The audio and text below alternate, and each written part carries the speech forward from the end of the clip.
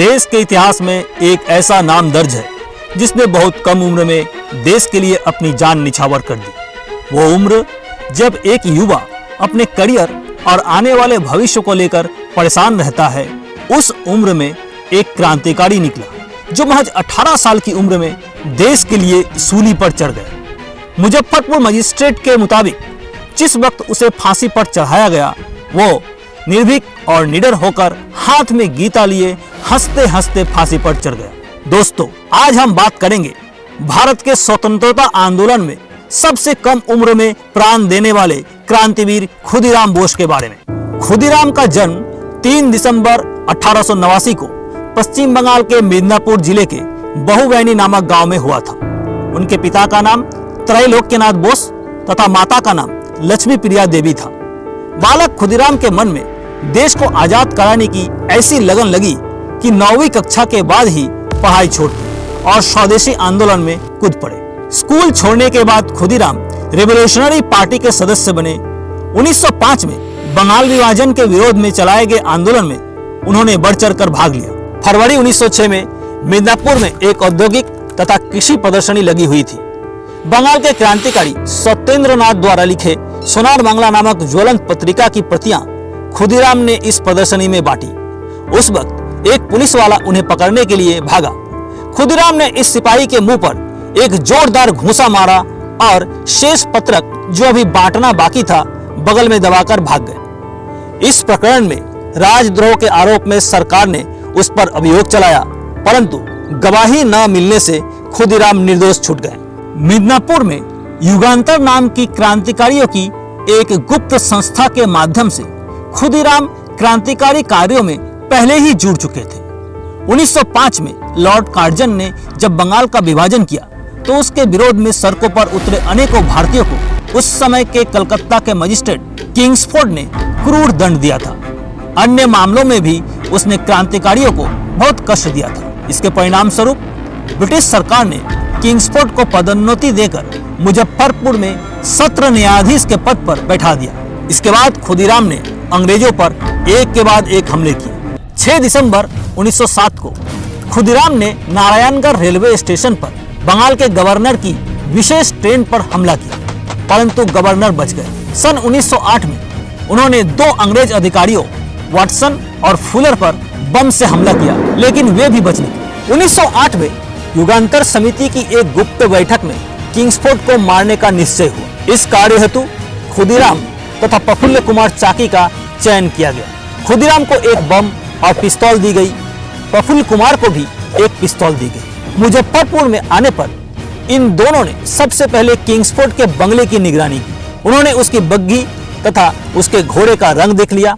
खुदीराम तो किंग्सफोर्ड को उसके कार्यालय में जाकर अच्छी तरह देख आए। 30 अप्रैल 1908 को ये दोनों नियोजित काम के लिए बाहर निकले और किंग्सफोर्ड के बंगले के बाहर घोड़ा गाड़ी से उनके आने की राह देखने लगे। बंगले की निगरानी हेतु वहां मौजूद पुलिस के गुप्तचरों ने उन्हें हटाना भी चाहा, परंतु वे दोनों उन्हें योग्य जवाब देकर वहीं रुके रहे। रात 8:30 बजे के आसपास क्लब से किंग्सफोर्ड की बग्घी के समान दिखने वाली एक गाड़ी आते हुए देखकर खुदीराम को लगा किंग्सफोर्ड आ रहे हैं और वो गाड़ी के पीछे भागने लगे। रास्ते में बहुत ही अंधेरा था। गाड़ी किंग्सफोर्ड के बंगले के सामने आते ही खुदीराम ने अंधेरे में ही बग्घी पर निशाना लगाकर जोर से बम फेंका। बम गिरते ही बग्घी के साथ साथ उस पर बैठे सवारी की चीथड़े उड़ गए। हिंदुस्तान में इस पहले बम विस्फोट की आवाज उस रात 3 मील तक सुनाई दी और कुछ दिनों बाद तो उसकी आवाज इंग्लैंड तथा यूरोप में भी सुनी गई, जब वहां इस घटना की खबर ने तहलका मचा दी। यूं तो खुदीराम ने किंग्सफोर्ड की गाड़ी समझकर बम फेंका था, परंतु उस दिन किंग्सफोर्ड थोड़ी देर से क्लब से बाहर आने के कारण बच गया और 2 यूरोपीय महिलाओं को अपने प्राण गंवाने पड़े। खुदीराम तथा प्रफुल्ल कुमार दोनों ही रातों रात नंगे पैर भागते हुए 24 मील दूर स्थित वैनी रेलवे स्टेशन पर जाकर ही विश्राम किया। अंग्रेज पुलिस उनके पीछे लग गई। खुदीराम वैनी रेलवे स्टेशन पर पहुंचकर किसी चाय की दुकान पर पानी मांग रहा था। उसके मैले कपड़े और चेहरे पर थकान देखकर वहां कुछ ही दूरी पर मौजूद 2 पुलिसकर्मी फतेह सिंह और शय प्रसाद को उन पर शक हुआ। पुलिसकर्मी खुदीराम से पूछताछ करने लगे। कई जवाब ठीक से ना मिलने से पुलिसकर्मी उसे पकड़ लेते हैं। इधर दूसरी ओर अपने सहकर्मी खुदीराम से बिछड़ने के बाद प्रफुल्ल कुमार काफी दूर तक भागने में कामयाब रहे। तकरीबन दोपहर के वक्त एक व्यक्ति त्रिगुण चरण घोष ने उन्हें अपनी ओर भागते हुए देखा। उन्हें बमबारी की घटना के बारे में जानकारी मिल चुकी थी और समझ चुके थे कि यह शख्स उन क्रांतिकारियों में से है। उन्होंने उसे अपने घर में पनाह दिया। उसी रात वो खुद प्रफुल्ल को कोलकाता जाने के लिए रेलवे स्टेशन तक छोड़ने भी आए। प्रफुल्ल कुमार ट्रेन में हावड़ा के लिए निकल चुके थे। ब्रिटिश सब इंस्पेक्टर बनर्जी भी उसी ट्रेन में सवार थे। बाद में उन्हें प्रफुल्ल के असलियत के बारे में पता चला। जब प्रफुल्ल कुमार मोकामा घाट स्टेशन पर पानी पीने उतरे तो वे समझ चुके थे कि वो घिर चुका है। पकड़े जाने से पहले ही वे वहां से भाग निकला, लेकिन अपने आप को चारों ओर घिरा देख प्रफुल्ल कुमार चाकी ने खुद को गोली मारकर अपनी शहादत दे दी। इधर खुदीराम बोस पर मुजफ्फरपुर सत्र न्यायालय में मुकदमा चलाया गया। न्यायालय द्वारा खुदीराम बोस को फांसी की सजा सुनाई गई। 11 अगस्त 1908 को उन्हें मुजफ्फरपुर जेल में फांसी दे दी गई। उस समय उनकी उम्र महज 18.5 साल थी। मुजफ्फरपुर जेल में जिस मजिस्ट्रेट ने उन्हें फांसी पर लटकाने का आदेश दिया था, उसने बाद में बताया कि खुदीराम बोस एक शेर के बच्चे की तरह निर्भीक होकर फांसी के तख्ते की ओर बढ़ रहे थे। हाथ में भगवत गीता लेकर वो धैर्य के साथ खुशी खुशी फांसी चढ़ गए। किंग्सफोर्ड ने घबराकर नौकरी छोड़ दी और जिन क्रांतिकारियों को उसने कष्ट दिया था, उनके डर से उसकी शीघ्र ही मौत हो जाती है। फांसी के बाद खुदीराम इतने लोकप्रिय हो गए कि बंगाल के जुलाहे उनके नाम की एक खास किस्म की धोती बुनने लगे। विद्यार्थियों तथा अन्य लोगों ने शोक मनाया।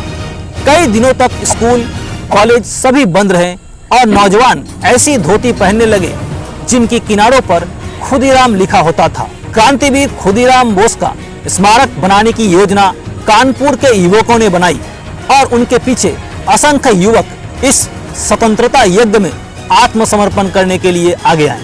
उनकी शहादत से समूचे देश में देशभक्ति की लहर उमड़ पड़ी थी। उनके साहसिक योगदान को अमर करने के लिए गीत रचे गए और उनका बलिदान लोक गीतों के रूप में मुखरित हुआ, जिन्हें बंगाल के लोक गायक आज भी गाते हैं। एक बार विदाई दे माँ घुरे आसी, हासी हासी पोड़बो गलाय फांसी, देखबे जगत बासी।